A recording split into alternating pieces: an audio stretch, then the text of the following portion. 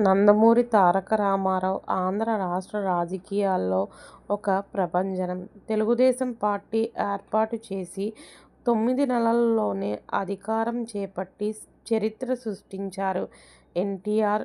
ఆయన్ని, ఎంజీఆర్‌ని ఆదర్శంగా తీసుకుని చాలామంది స్టార్ హీరోలు పొలిటికల్ పార్టీలు పెట్టి ఎన్నికల బరిలో దిగినా తొలి ప్రయత్నంలోనే అధికారం చేపట్టలేకపోయారు. కానీ దాదాపు 4 దశాబ్దాల తర్వాత మళ్లీ తమిళ స్టార్ హీరో విజయ్ ఆ మైలురాయిని అందుకోబోతున్నారు.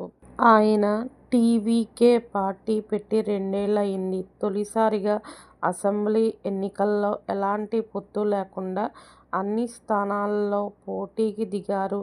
డీఎంకే, అన్నాడీఎంకే పార్టీలను పక్కకు నెట్టి మ్యాజిక్ ఫిగర్ 118కి చేరువలో ఉన్నారు. ఒకవేళ విజయ్ అధికారం చేపడితే ఎన్టీఆర్ తర్వాత మళ్లీ ఒకే ఒక్కడు ఈయనే అవుతారు.